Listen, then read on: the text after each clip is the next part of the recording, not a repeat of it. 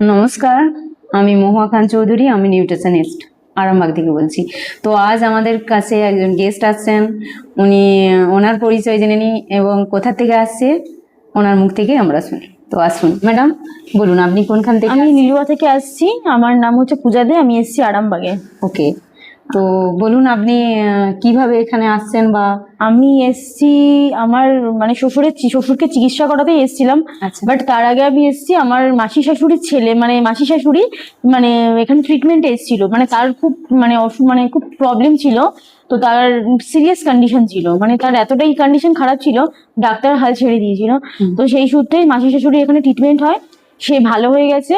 তো তার থ্রুতে আমি আমার শ্বশুরকে এখানে নিয়ে আসি চিকিৎসা করাতে। শ্বশুরের কি প্রবলেম? শ্বশুরের প্রবলেম ছিল, শ্বশুরের মানে হাই প্রেশার, মানে ওনার প্রেশার কম ছিল না, ওনার পায়ের ব্যথা, মানে হাঁটুতে প্রচন্ড ব্যথা, উনি একদম মানে বেশি হাঁটতে পারতো না, ভুলে যেত আর কানে কম শুনতো। আচ্ছা, আর প্রেশারটা মানে যখন আর কি চেক আপ করাতো, যেই সব মানে প্রত্যেকটা হপ্তাহে তখন ওনার প্রেশারটা হাই থাকতো। তো এখানে ট্রিটমেন্ট নেওয়ার পর কেমন রেজাল্ট পেয়েছে? এখানে ট্রিটমেন্ট নেওয়ার পর খুবই ভালো, মানে এক কথায় বলবো মানে অনবদ্য, মানে কোন কিছু মানে ভাষা নেই।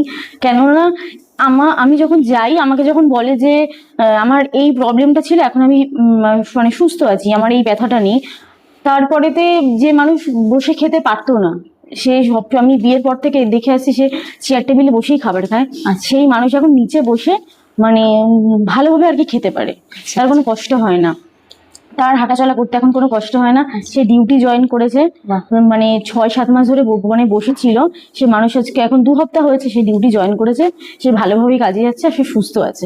ওকে ওকে। আর তার ট্রিটমেন্ট ভালো, মানে ভালো রেজাল্ট পাওয়াতে আমি আমার মাকে নিয়ে এসেছি ট্রিটমেন্ট করাতে। আমার মায়ের লিভারের সমস্যা, মানে খুবই বাজে দিকেই চলে গেছে, তো এখন বিশ্বাস করি আমি এখানে এলে আমার মা সুস্থ হয়ে যাবে।